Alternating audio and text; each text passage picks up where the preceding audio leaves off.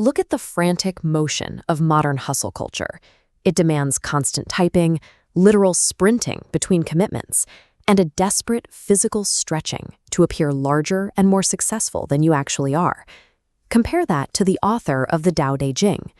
Written roughly 2,500 years ago, this ancient text specifically mocks our frantic human behavior. Chapter 24 sets up a simple physics problem. It points out that a person who stands on their tiptoes cannot stand firm, and someone who artificially stretches their legs cannot walk easily. The text escalates this critique quickly. It brutally compares bragging, self-assertion, and forced effort to leftover remnants of food, or a physical tumor on the body.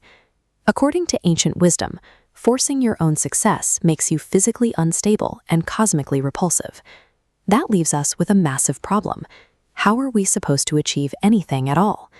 The physical environment also burns out when it pushes too hard. The universe structurally punishes violent, spasmodic energy. Chapter 23 records a specific observation.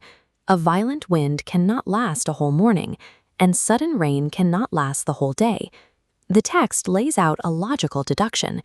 If massive forces of heaven and earth cannot sustain forced actions, humans certainly cannot. Chapter 25 introduces the cosmic alternative to this exhausting cycle. It describes something undefined and complete, existing before heaven and earth.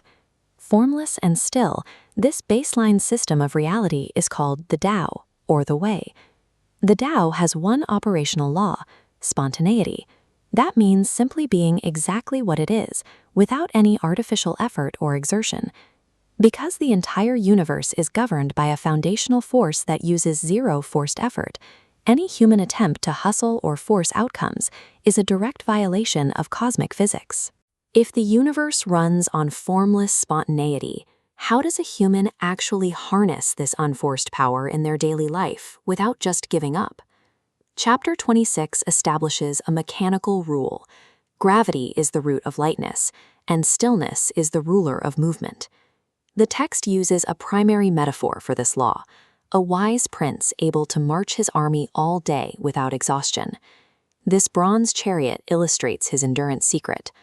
The prince never strays far from his baggage wagons, remaining heavy, grounded, and completely indifferent to shiny distractions.